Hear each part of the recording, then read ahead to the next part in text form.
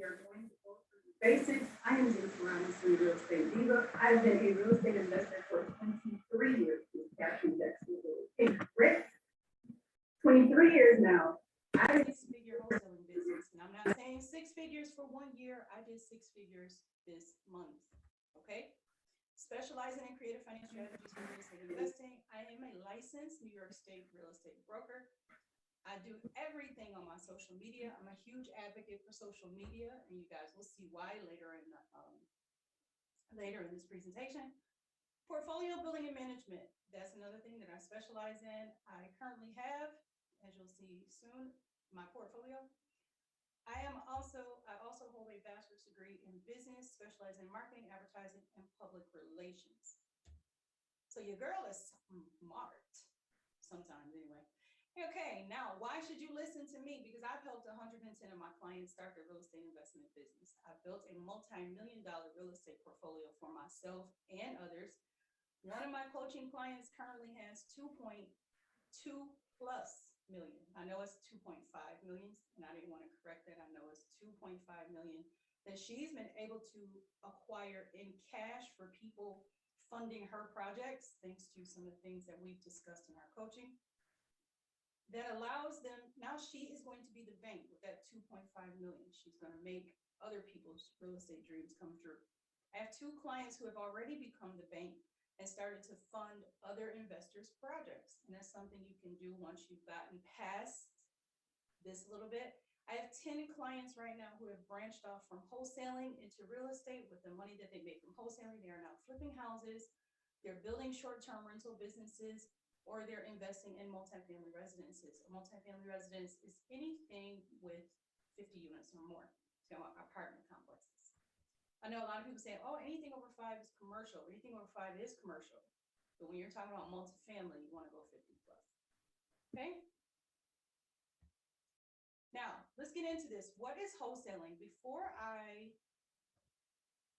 get you guys out of, I want to get you guys out of your comfort zone of, a lot of real estate investors are saying a wholesaler is not an investor, and that's not true. Okay. A wholesaler is a real estate investor who has chosen to wholesale the property for their profit. That's their exit strategy. Wholesaling is not a position. It is not a person. It is not something you do.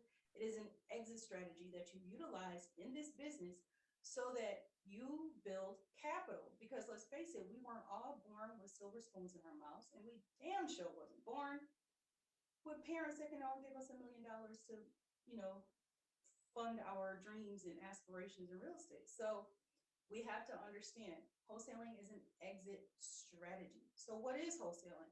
Wholesaling is the best way to become a real estate investor with little to no money down. I say little to no money because some of you get this game real twisted and get it messed up real quick. And you talk about, and you end up doing it incorrectly where you have to come out of pocket for money. So that's why I say little to no money. I've been wholesaling now for about 5 years, and I have never, with all capital letters, come out of my pocket with one red penny. Okay, and I'm going to teach you how I've done that. Now, wholesaling is actually flipping the contracts instead of flipping a property. They call this selling your equitable interest. Okay, once you go under contract with a property to acquire that property, you now have an equitable interest in what happens with that property. You can sell that interest to someone else for a profit. That is wholesaling. You're selling below market value properties for a profit. You're sometimes selling distressed homes for a profit. Not always distressed, boarded up, abandoned. I am currently right now under contract with 3 different wholesale transactions, and only 2 of them are vacant. Meaning either the owner or the tenants occupy this property. So they're not always distressed properties. And that's another myth I want to get rid of for you guys, because a lot of people only think they can wholesale distressed properties, correct? How many of you thought you can only wholesale a distressed property? Let me see a me in the chat box.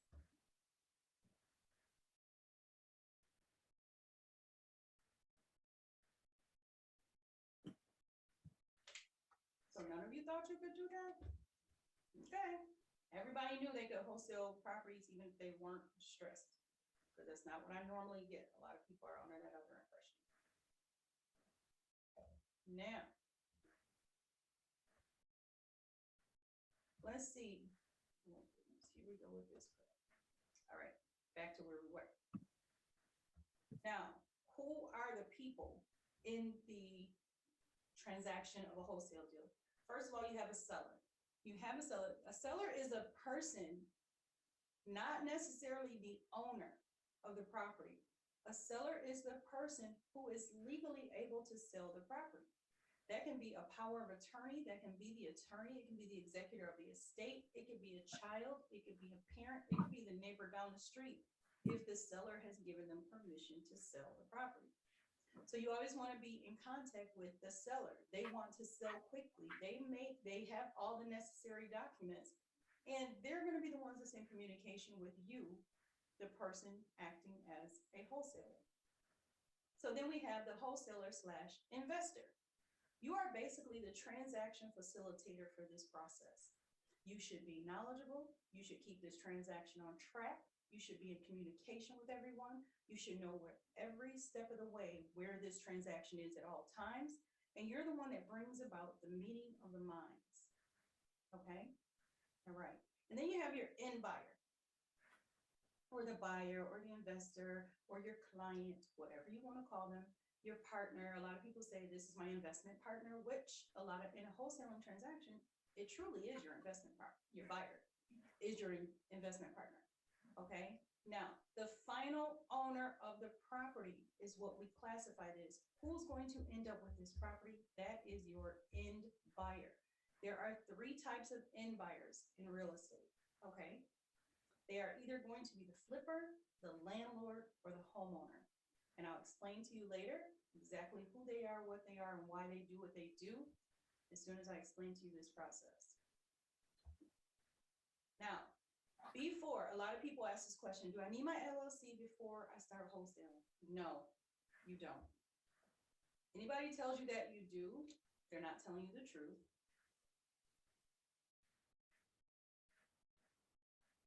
It is not necessary to have your LLC. It is recommended, but not necessary. It's not mandatory. It's not required, or any other word that says you have to have it.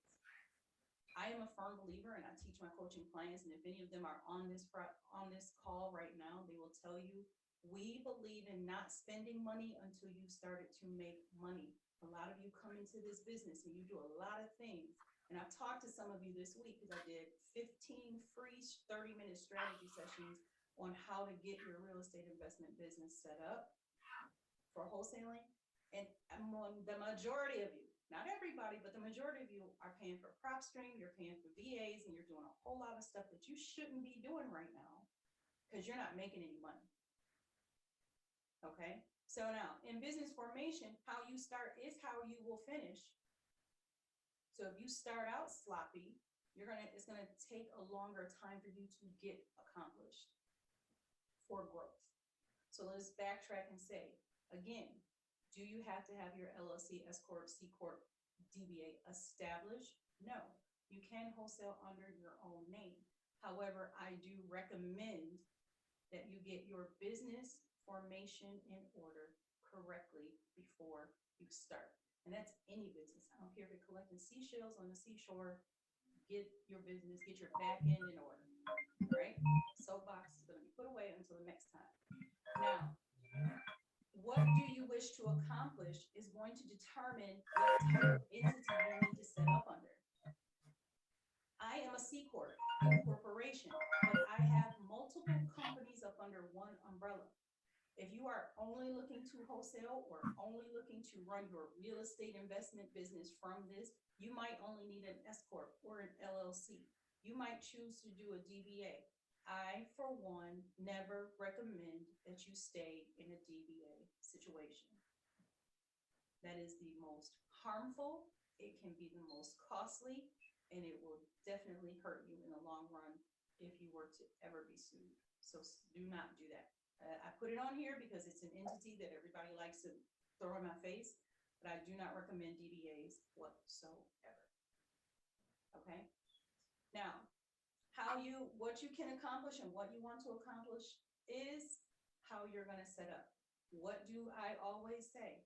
You need to speak to a tax accountant or a tax attorney in order to, and tell them your business plan, what you want to accomplish, and they will advise you correctly, especially since I am in New York State.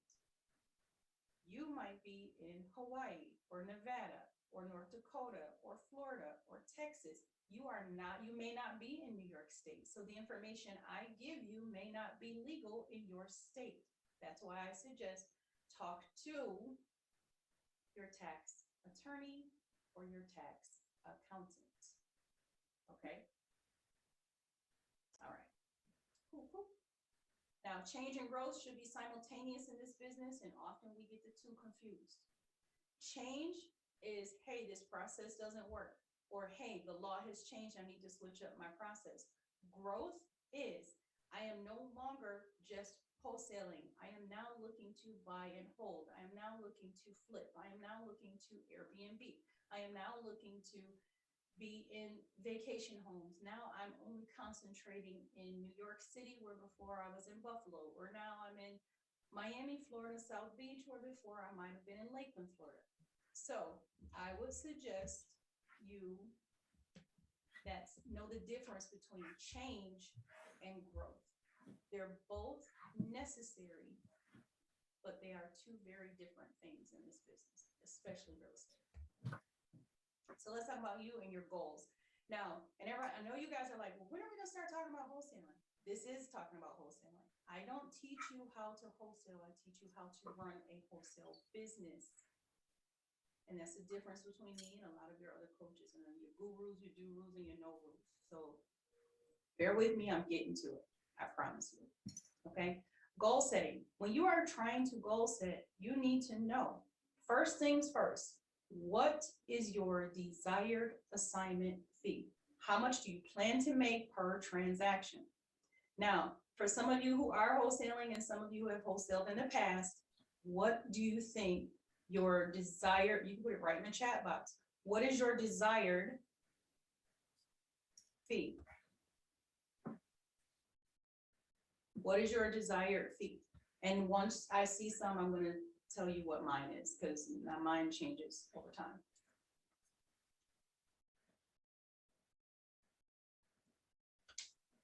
And I mean, to be honest with you, some of you may not even know what a wholesale assignment is. So it's the profit that you make. What is the profit you plan to make off of each transaction?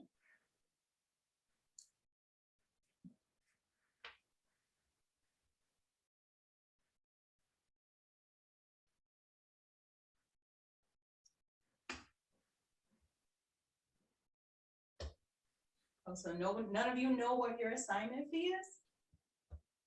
Nobody has an idea of what they want their assignment fee to be. That's strange. Okay, so let's do this in reverse.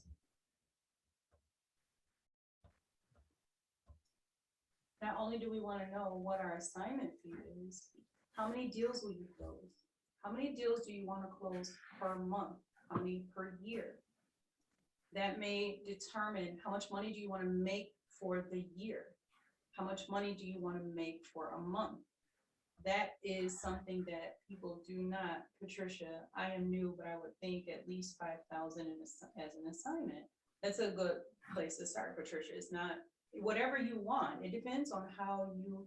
Asia says she wants to make 60,000 a year. Okay, so Asia and Patricia, you guys are the same. $60,000 a year divided by 12 months is 5,000. 60, you want, oh, well, Asia, I'm going to back you up. I'm going to use you as an example right now. All right. So Asia says she wants to do 60, you want to do 60 transactions or $60,000? Steven says 5,000 to 25,000. Okay. You want to do 60 closings. So you want to do 5 closings a month. And what is your assignment fee?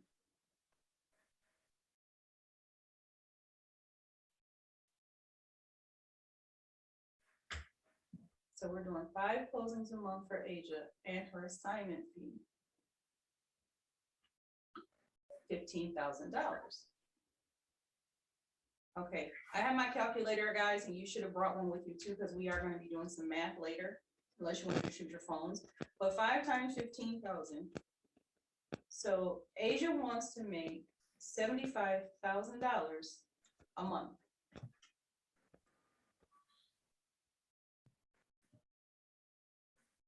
So multiply that times 12, she's looking to make 900K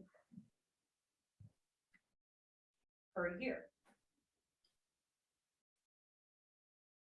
So now it depends where you are. Absolutely, it does, Sean. Definitely depends on where you are. Now, and not, I'm gonna back that up. It doesn't always depend on where you are. It depends on what market you plan to be wholesaling. That's where you're gonna depend on the money. It's not where you are, it's what market do you plan to wholesale in. And that's because I do a lot of virtual wholesaling. So the market, it's definitely based upon your market. Now, just to give you guys an idea, because it's a little crazy over here in the world. Okay, so Asia, I'm going back to you, sweetie. We're doing $75,000 per month times 12, 900,000 a year. So what now you need to, now that you have your revenue goal, how many phone calls are you making a day? How many people are you talking to? How many contracts do you need to get? How many properties do you need to see? These are all the goals that you have to set in order to get to that number. Is it impossible? Absolutely not. It is not impossible. It's not. I just told you, I did 6 figures, and I'm gonna be real honest, my contracts for this month, the month of July, is I'm at 143,000. So if I were to do that, and I'm on pace to hit that number or more for next month already. So if I do 143,000 times 12, I'm almost at 2 million. I'm at $1.7 million. So her goals are not extreme. They're not too high. Now we just got to figure out the work ethic and the knowledge so we can get it in there. Now, Asia, are you currently wholesaling already?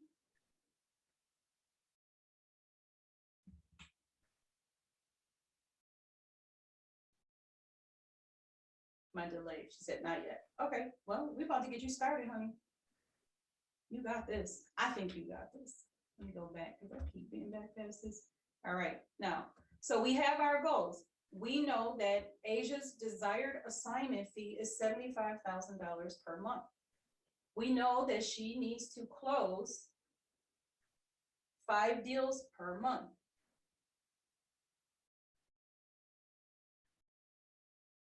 Right?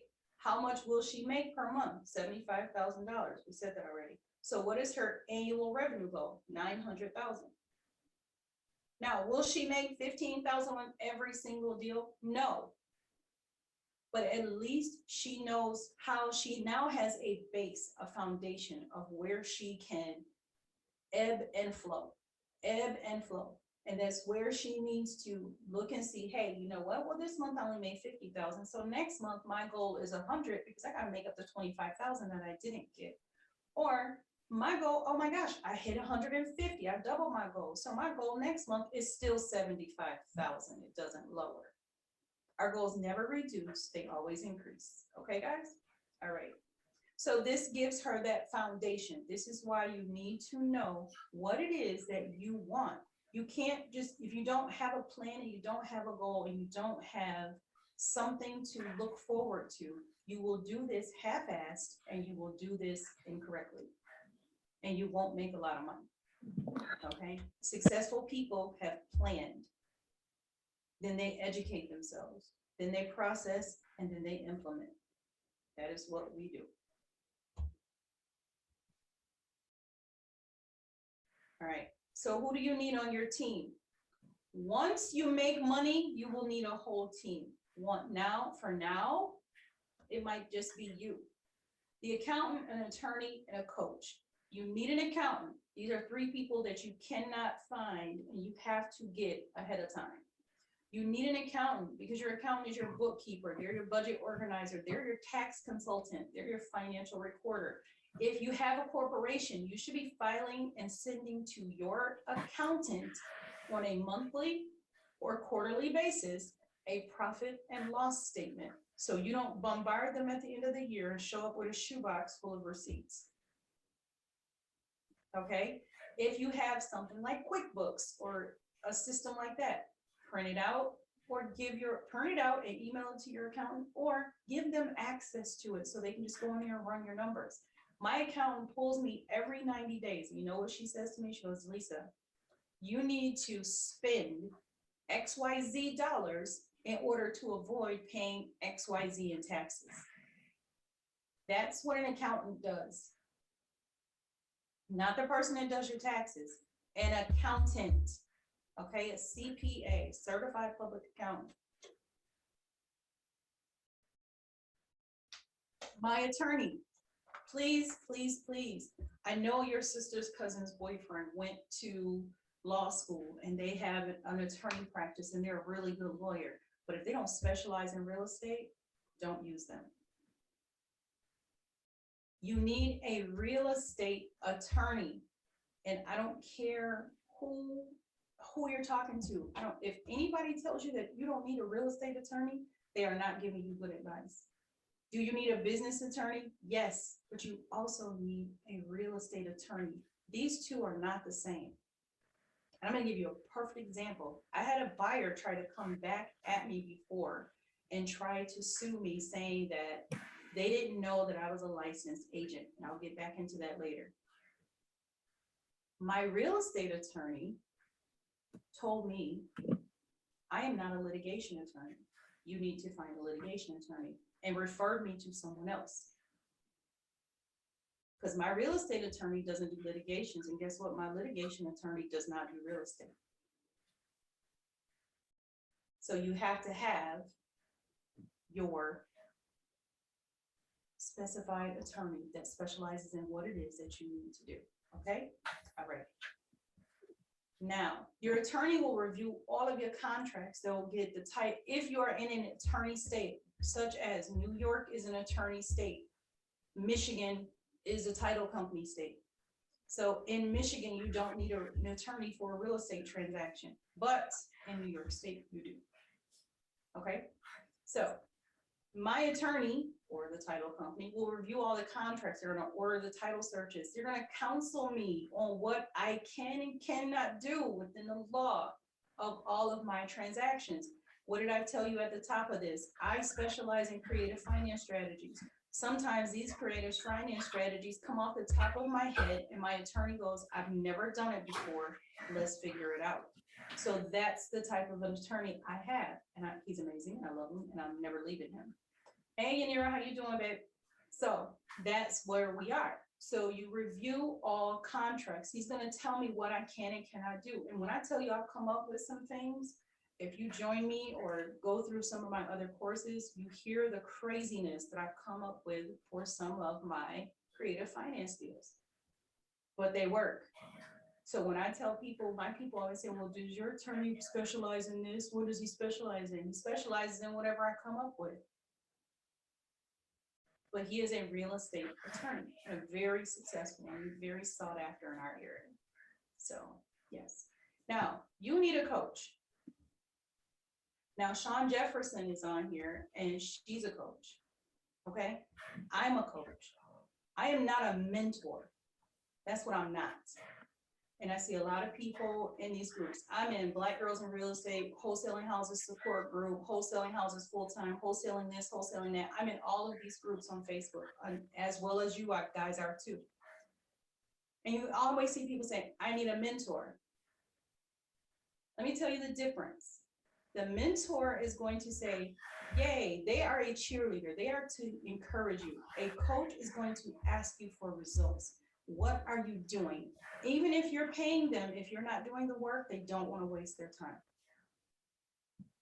A coach is going to give you an assignment. A coach is going to expect it to be done. A coach is going to train and teach and guide. A mentor is a cheerleader. Now, if you call yourself a mentor, you're in here, I don't apologize for what I just said. Because you have to think about it like this. Remember those commercials growing up, the Boys and Girls Club or Big Brother, Little Sister, and all those other stuff? Those are mentor programs. Okay, I am not a mentor. I am a coach.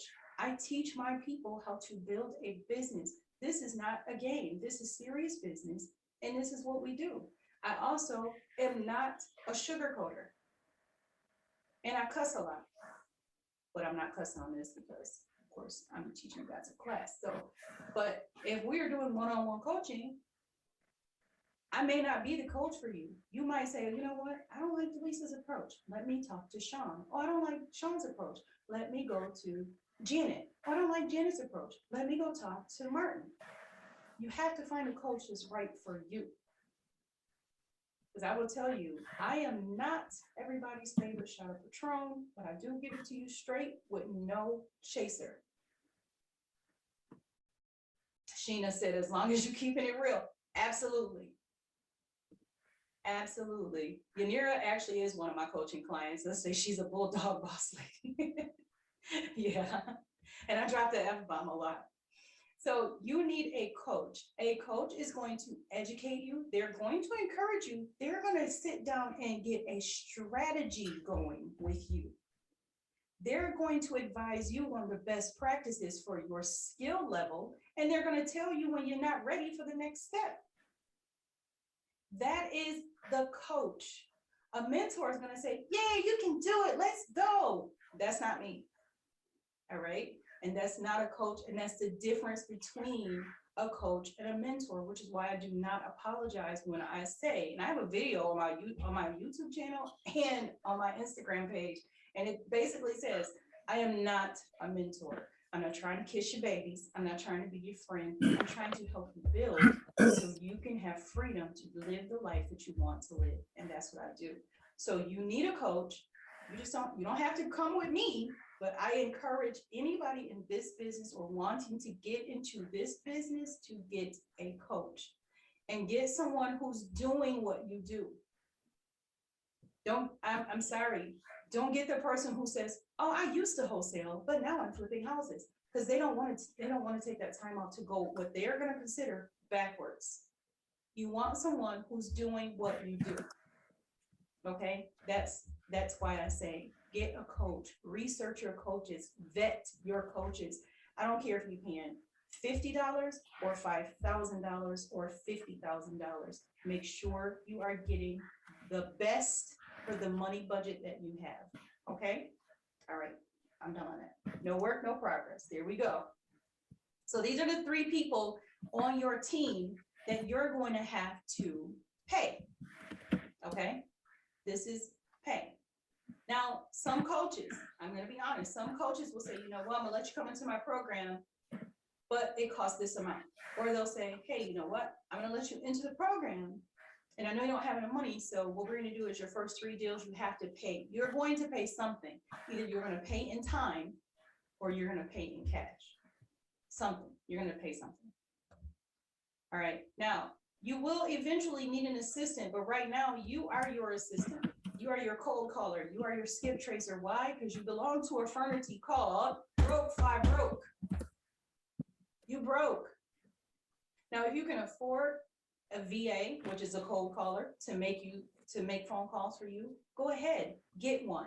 But don't get one until you've made at least 200 phone calls on your own, at least until you've closed some deals or have some deals under contract. Because guess what? You don't know what the heck you're going to teach a VA to say on the phone if you have never been on the phone. I come from a background, 20 years. I worked in a call center at a collection agency, okay? Over 20 years. I've done everything from be the trainee to the training manager to the cold caller to the director of operations to the manager to the team lead. I've held all those positions. And you know what happens? I always go back to basics and I make my people get on the phone and say what they need to say. You can't coach or train or manage a team if you haven't been on the phone. You can't tell them you said something illegal on the phone if you don't know what they're supposed to say on the phone.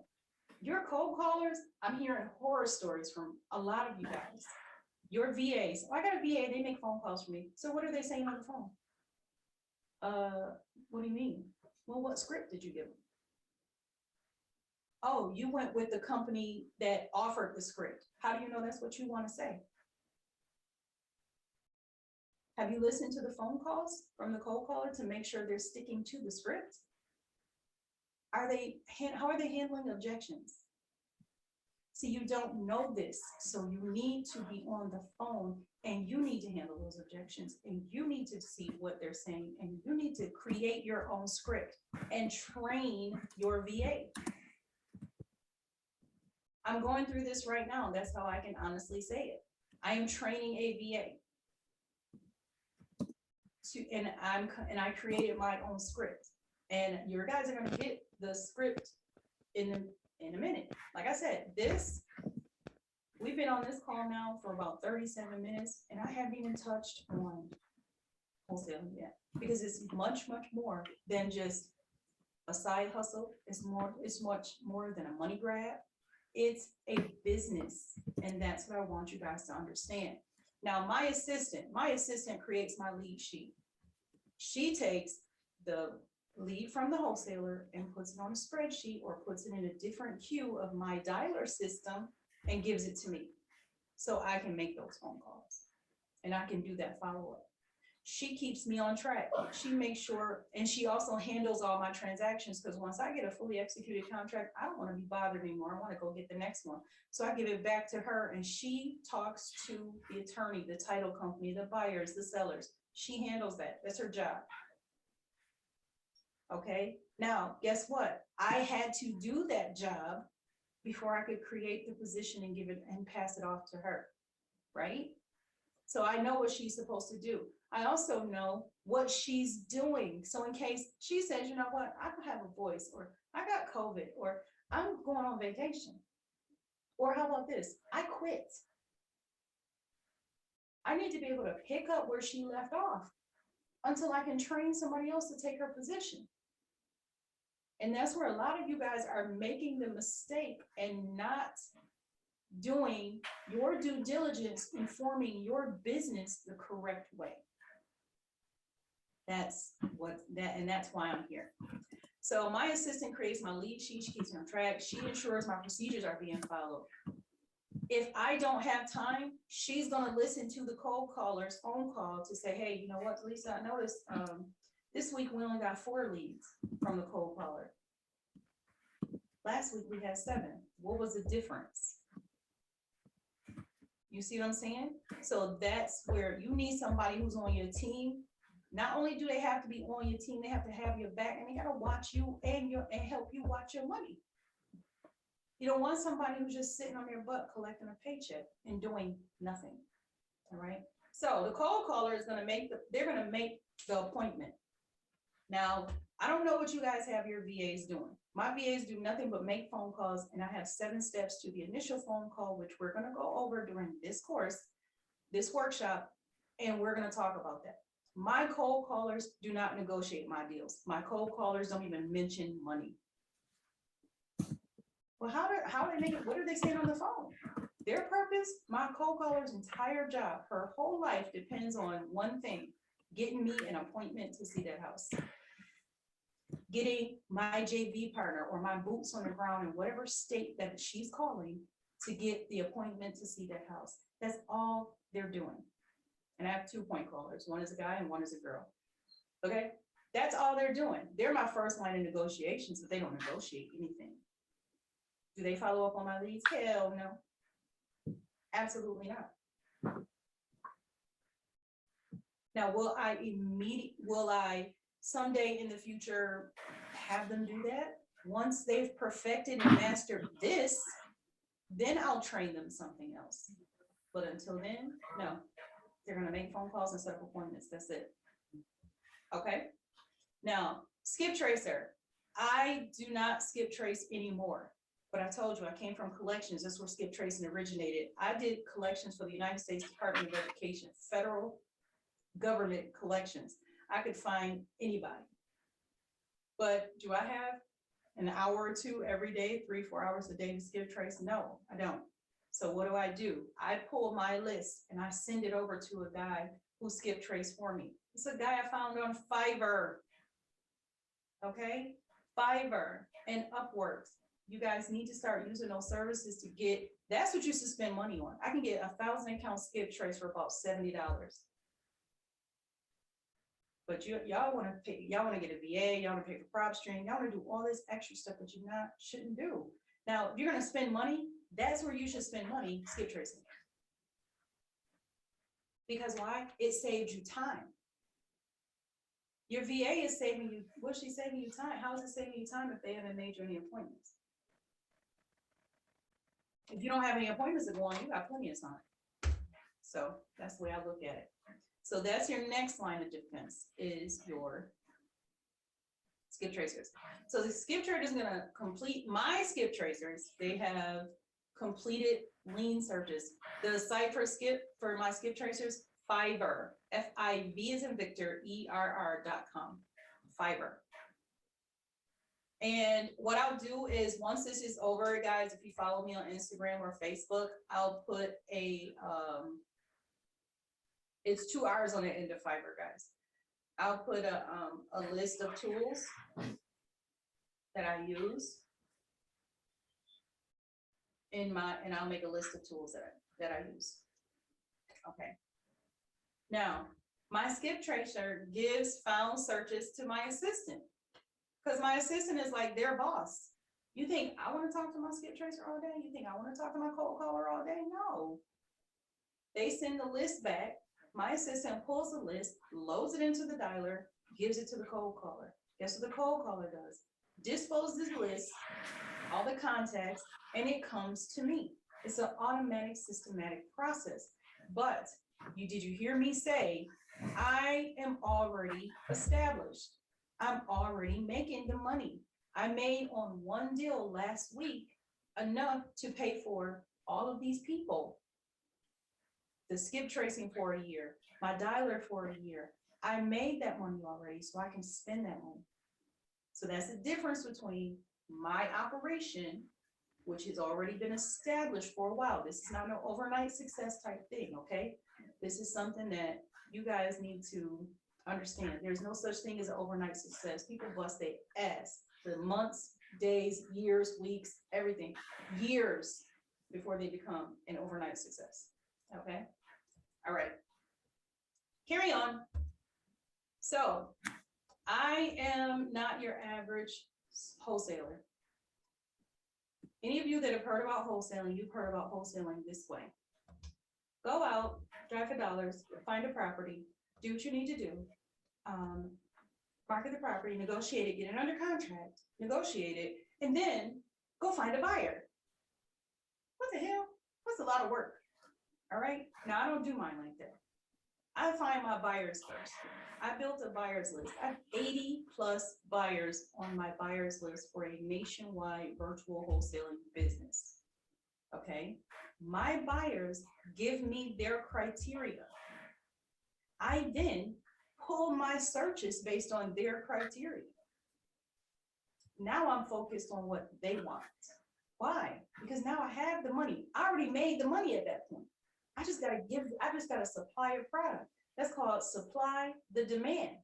I now have to go out and find what they want. And I heard it, and I said this to a guy on Clubhouse one day. This is why I don't do Clubhouse. There's a bunch of people on here talking scrap. They the experts that don't know what the heck they're doing. So what I do is I am a supplier. My business is service. My job is to supply this buyer, the end buyer, with what they need. I am the service to them. I am also a servant to the seller. I have to now find a seller who wants to sell, who needs to sell, and I need to try and sell and get them what they need to cover the pain point that is motivating them to sell. Sellers are not motivated until something happens. You got to figure out, and everybody's like, well, I can't find any motivated sellers. Honey, you just haven't hit the right price. Name somebody who's not going to sell something to you for the right price. Y'all hear that saying all the time. Everything has a price. Everybody has a price. So I coach, I train, I teach. Find and vet your buyers first. So where do we find these buyers? And how do we qualify them? First of all, you need to know what type of buyer you're dealing with. Are you dealing with the homeowner, the flipper, or the landlord? Well, Lisa, what do you mean the homeowner? People who have homes and mortgages, I can't wholesale that. Yes, you can. You absolutely can.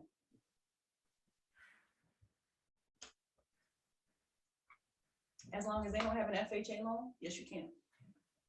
FHA says a person has to own a house for 90 days, which means you would have to close and own that house for 90 days before you're able to flip it to someone else or sell it to someone else. So you can't wholesale a person who has an FHA mortgage. However, you can wholesale somebody with a conventional mortgage, and you can wholesale someone who has cash and just wants to live in a property. So the homeowner is the type of buyer who will live in the home. They will take a little longer to decide on their purchases because this is somewhere they're going to lay their head, raise their kids, and feed their families. So they're going to take a little longer. And they're usually financing, but a lot of them right now are cash. They're pulling out cash from stocks, bonds, insurance policies, 401ks, IRAs. They're paying all of this. They're pulling this money out. And they're paying in cash because they're getting outbid by the investors. So now they came to play. And this is how they're playing. They leveled the playing field a little bit. So now it's like, okay, wait a minute. That's why we have such a high demand for these little bitty properties, the little amount of properties that are on the market. Okay. Now we also have the flipper. Okay, hold on. Do we have a question, guys? Does the type of buyer affect the amount you will get per assignment? No. No, your assignment fee is already set, Patricia, and what you're going to notice is when I get to that section where we're talking